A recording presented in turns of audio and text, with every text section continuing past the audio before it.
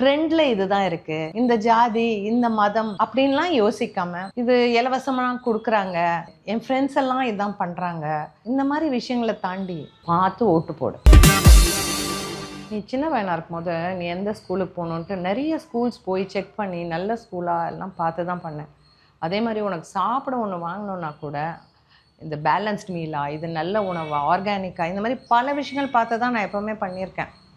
In fact நீ 12th முடிச்சப்புறம் உனக்கு என்ன படிப்பு வேணும்னு உன்னை கேட்டேனே தவிர, ஆனால் அது எந்த காலேஜில் நல்லா இருக்குன்றதுக்கும் நிறைய அலைஞ்சி நீ இப்போது படிக்கிற காலேஜும் எவ்வளோ நல்லா இருக்குது அப்படின்றத டிசைட் பண்ண அப்புறம் தான் உனக்கு சொன்னோம். இந்த முடிவுகளெல்லாம் நாங்கள் உனக்காக எடுத்தோம். ஆனால் இப்போது யாருக்கு ஓட்டு போடுறோங்கிற முடிவை நீ தான் எடுக்கணும்.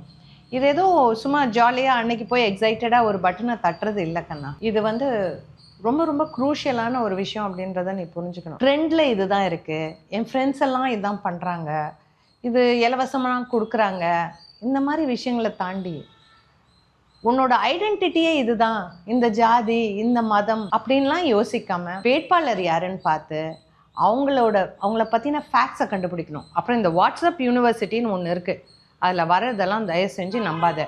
சோஷியல் மீடியாவையும் ஃபுல்லாக நம்பாத. நீ போய் ChatGPTயில் கேட்டாலும் ஆர்டிஃபிஷியல் இன்டெலிஜென்ஸ் எப்படின்னா உனக்கு என்ன பிடிக்குமோ உன் மனநிலையில் என்ன இருக்கோ அதை தான் சொல்லும். அதை விட்டுட்டு ஃபேக்ட் ஃபைண்டிங்னு ஒன்று இருக்குது, அதை கண்டுபிடி. வேட்பாளர்களை பற்றி கண்டுபிடி, அதுக்கப்புறமா நீ ஓட்டு போடணும் அப்படின்னு டிசைட் பண்ணு. சரியா? நீயும் நானும் ஒரே பர்சனுக்கு தான் ஓட்டு போடணும்னு அவசியமே இல்லை, ஒரே கட்சியை சப்போர்ட் பண்ணணும்னு அவசியமே இல்லை. இது உன்னோட டெசிஷன். இப்போ நீ கல்யாணம் பண்ணிக்கணும்னு டிசைட் பண்ண, இப்போ நீ லவ் பண்ணினா அது வேறு விஷயம்.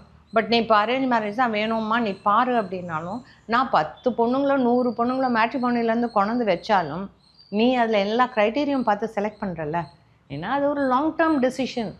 இதுவும் அந்த அளவுக்கு முக்கியமான ஒரு லாங் டேர்ம் டெசிஷன். சரி கண்ணா, டிக்கெட்டை புக் பண்ணிவிட்டு கன்ஃபார்ம் ஆகிடுதான்னு செக் பண்ணிவிட்டு கண்டிப்பாக வந்து சேரு. நம்ம ஒன்றா போய் ஓட்டு போடலாம். ஒருத்தருக்கு தான் போடணுன்னு அவசியம் இல்லை, பட் ஓட்டு போட ஒன்றா போகிறோம். ஓகே?